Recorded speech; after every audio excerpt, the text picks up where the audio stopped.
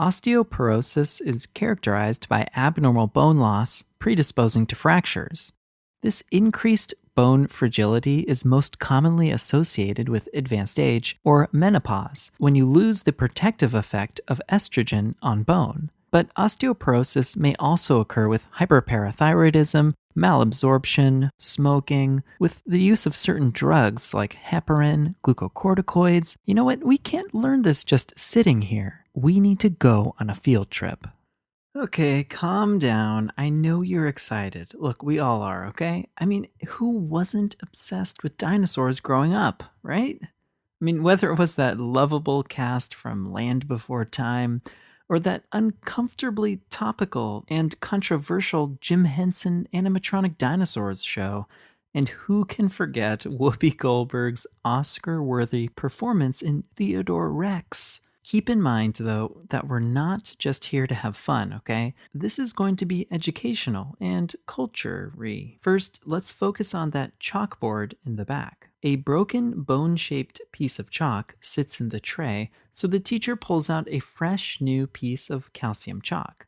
It's our recurring sketchy symbol for increased bone mineral density and treatment of osteoporosis. The drugs featured in this sketch can be used during the management of osteoporosis because they block bone resorption, the process by which calcium and phosphate are taken out of the bone and put into the serum. These agents, therefore, cause a transient increase in bone mineral density as some bone formation continues. This increase is modest, however, because bone formation also decreases after a while, and you kind of just reach a stable bone mineral density plateau. So just think of preventing bone loss, not necessarily promoting new bone formation.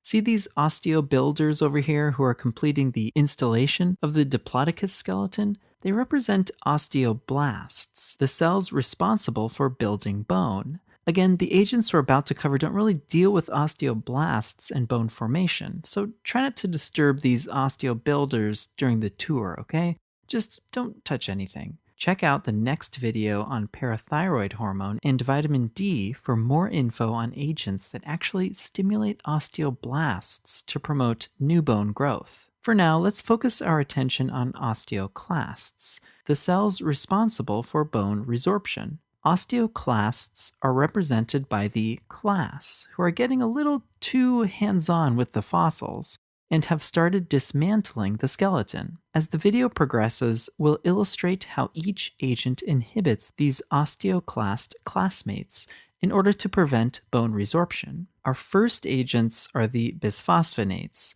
such as alendronate and zolendronate.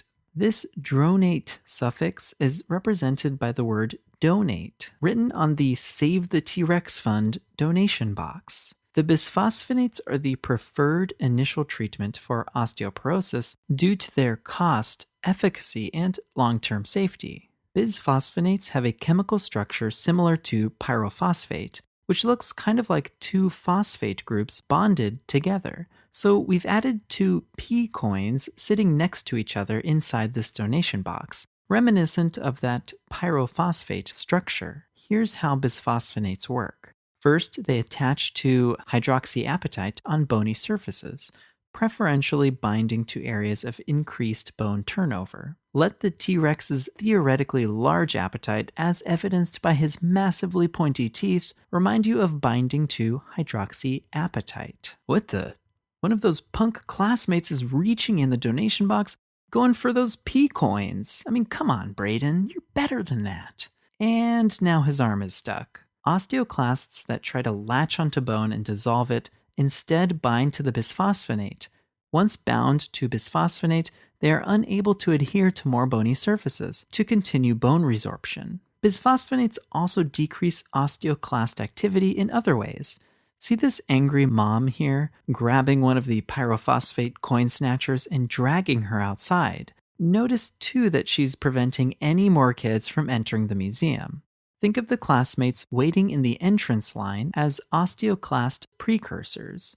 So the halting mom represents the ability of bisphosphonates to decrease the development and recruitment of osteoclast precursor cells. These agents also induce osteoclast apoptosis.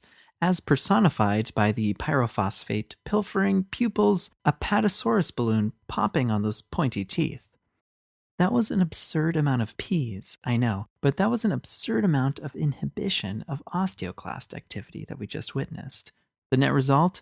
Decreased bone loss and a stable or even increased bone mineral density as bone building continues, and you've got a reduced risk of fractures. Sounds great for osteoporosis management, right? But their ability to keep calcium in the bone and out of the serum also comes in handy when treating hypercalcemia. Hypercalcemia causes central nervous system depression, including coma, and is potentially lethal. It is commonly caused by hyperparathyroidism or hypercalcemia of malignancy, two states of increased bone resorption.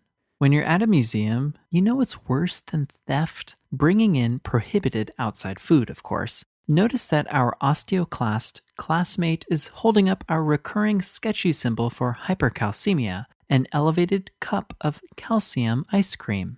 IV bisphosphonates such as zoledronate or pamidronate treat this hypercalcemia by inhibiting osteoclast-mediated bone resorption, thereby inhibiting calcium release from bone. So as the osteoclast classmate is ejected from the museum, so is all that hypercalcemia she brought with her. Hypercalcemia of malignancy is one of the most common causes of severe hypercalcemia, requiring acute treatment. Because IV bisphosphonates play such an important role in treatment, underneath our angry mother, we've installed a massive calcified fossil display with little metastatic crab fossils inside, degrading the bone. Now, what's this fine specimen over here? Homo pagets?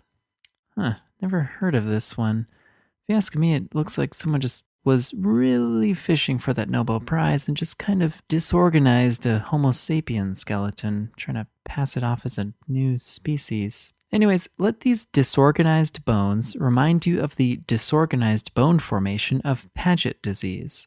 The cause of Paget disease is still unclear, but the disorder is characterized by uncontrolled osteoclast resorption of bone with a secondary increase in poorly organized bone formation. Bisphosphonate therapy inhibits those osteoclasts mediating the high bone turnover, which helps with bone pain and prevents progressive skeletal deformity. Upper GI side effects are most common with oral bisphosphonate therapy and can include acid reflux, esophagitis, and even esophageal ulcers. This corrosive esophagitis is symbolized by this rusty, corroded support beam, holding up the diplodocus's mighty neck vertebrae.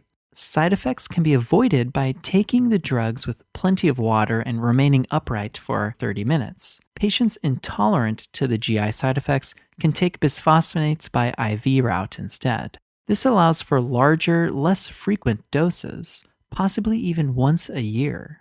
Another side effect of bisphosphonate therapy is osteonecrosis of the jaw, as symbolized by the crumbling jaw falling from the diplodocus skull.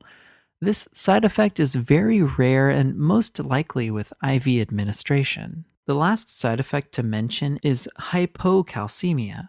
Remember that when you inhibit osteoclasts, you also inhibit their ability to send all that calcium into the serum. So let this falling cup of calcium ice cream remind you of the transient hypocalcemia caused by bisphosphonates, more likely with IV administration. Osteoporosis is also a common issue facing postmenopausal women.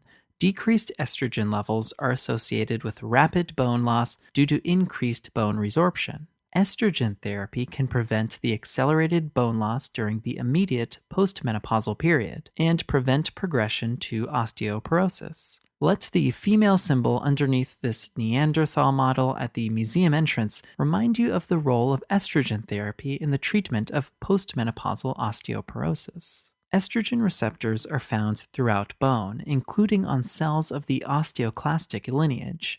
One of the mechanisms by which estrogens inhibit bone resorption is by inhibiting osteoclast differentiation. Hence, our female Neanderthal guards the entrance where our osteoclast classmate precursors wait to get inside. Now remember, estrogen receptors are found in other tissues as well, and long-term use of estrogen has fallen out of favor due to concerning adverse effects, including an increased risk of breast cancer and the persistence of menstrual bleeding. That's where selective estrogen receptor modulators, or SERMs, come into play. SERMs bind to estrogen receptors and exhibit tissue-specific behavior that can either imitate or antagonize the effects of natural estrogen, depending on where the receptor is. The SERM raloxifene is symbolized by the relax sign being held up to those osteoclast precursors. Raloxifene has estrogen agonist activity on bone, the cardiovascular system, and blood lipoproteins.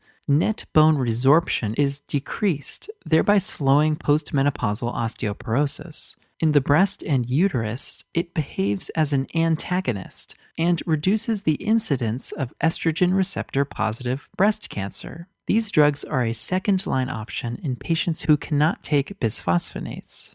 Ooh, is it the famed archaeologist responsible for the discovery? Yep, years of breaking down and building up bone got him here. Let his PTHD in paleontology symbolize PTH, or parathyroid hormone, one of the main hormone regulators of calcium and phosphate homeostasis. Check out the next video on parathyroid hormone and vitamin D for more info about its various effects. For now, we'll focus on its ability to stimulate osteoclasts and bone resorption. PTH stimulates osteoclasts indirectly by stimulating osteoblasts to express receptor activator of nuclear factor kappa B ligand, hilariously abbreviated as RANKL. RANKL then binds to RANK on the osteoclast surface to increase its activity. RANKL is represented by this crank drill that the PTHD paleontologist is convincing the osteobuilder, osteoblast that is, to hand over to the little classmate, the osteoclast. Come on, just let them have a little fun. Let this osteoclast classmate going crazy with the crank drill and releasing that calcium from the fossil represent an osteoclast activated by RANKL. Uh-oh, here comes the dinosaur mascot guy to ruin the fun. This likely underpaid dinosaur suit man represents denosumab, a human monoclonal antibody against RANKL. Fittingly, he grabs that crank drill, preventing the activation of the osteoclast classmate. Also notice he has little antibody-shaped spikes to remind you that denosumab is a monoclonal antibody. It turns out that denosumab is at least as effective as bisphosphonates for inhibiting bone resorption. It's most commonly used for treatment of postmenopausal osteoporosis. Alright, the last therapy I'll introduce on this tour is calcitonin, which also treats osteoporosis by decreasing bone resorption. Calcitonin is represented here by the museum curator, who's here to put an end to the destruction of his prized fossil collection. Calcitonin is a peptide hormone secreted by parafollicular cells of the thyroid, with the principal effect of lowering serum calcium and phosphate by its actions in the bone and kidney. Remember, calcitonin tones down your calcium, and likewise our curator points at the ground, motioning to the kids to tone it down.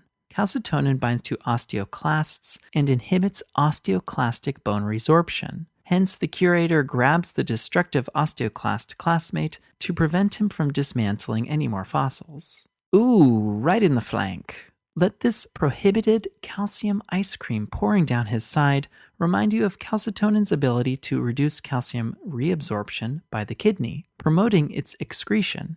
Now, we have placed our calcitonin curator next to the donation box because calcitonin is used for many of the same indications as the bisphosphonates. Calcitonin's ability to inhibit bone resorption by osteoclasts has been proven useful in the management of osteoporosis, but it is not as effective as bisphosphonates and a few other agents, so it's not first line. The ability of calcitonin to tone down that serum calcium by preventing bone resorption and promoting calcium excretion makes it useful in the acute treatment of severe hypercalcemia. Notice again that massive calcified fossil with the small crab-shaped metastatic fossils representing hypercalcemia of malignancy.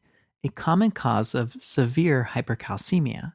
Calcitonin may be used as an adjunctive treatment with bisphosphonates. It can help tone down the calcium acutely, while the bisphosphonates exert their long-term effects. And lastly, let's take another look at that sorry, disorganized excuse for a new species. Calcitonin's ability to directly inhibit osteoclasts is useful in the treatment of Paget disease. With bisphosphonates, calcitonin controls the osteoclast-mediated high bone turnover, helping with bone pain and preventing skeletal deformity in these patients. As you can imagine, the decreased bone resorption and increased calcium excretion seen with calcitonin therapy may cause hypocalcemia. This side effect is once again portrayed by our falling cup of calcium ice cream. What a party pooper. Alright, it's about closing time at the museum, so let's sum up this sketch. The therapies found here in the Natural History Museum can be used in the management of osteoporosis, specifically because of their ability to prevent bone resorption by those destructive osteoclast classmates. Bisphosphonates are the preferred initial treatment of osteoporosis. Their chemical structure is very similar to pyrophosphate, and when they attach to hydroxyapatite in bone, osteoclasts looking for bone to resorb bind to bisphosphonates instead, inhibiting their activity, much like the classmate stuck in the donation box, unable to cause more destruction. Bisphosphonates also induce osteoclast apoptosis, like a popping balloon, and inhibit differentiation of osteoclast precursors, like inhibiting those destructive classmates from entering the museum. Bisphosphonates also can be used to prevent overactive osteoclasts of Paget disease, that disorganized bone display. They can also be used in acute treatment of hypercalcemia, which is often due to hypercalcemia of malignancy. Estrogen is also an important factor preventing excess bone resorption by osteoclasts, but when menopause rolls around, all bets are off. Estrogen therapy isn't recommended to prevent postmenopausal osteoporosis, since it turns out that breast and uterine tissues like estrogen too. Let's use a SERM instead, like raloxifene, that acts as an estrogen agonist in bone, but as an antagonist in breast and uterine tissue. Denosumab, the dinosuit man, is probably as effective as bisphosphonates in treating osteoporosis. He's a monoclonal antibody that grabs onto that rankle crank drill reluctantly released by osteoblasts to activate that destructive osteoclast class. Then there's calcitonin, a little late as usual to tone down the fun. Calcitonin directly inhibits osteoclast function as well as promotes calcium excretion at the kidney. Although not as effective as the other therapies in the treatment of osteoporosis, calcitonin is useful in preventing that high rate of bone turnover in Paget disease. It's also useful for acutely toning down the calcium in cases of severe hypercalcemia. So I told you it'd be fun, right? And educational. If there's one thing I learned, it's that Denver really was the last dinosaur.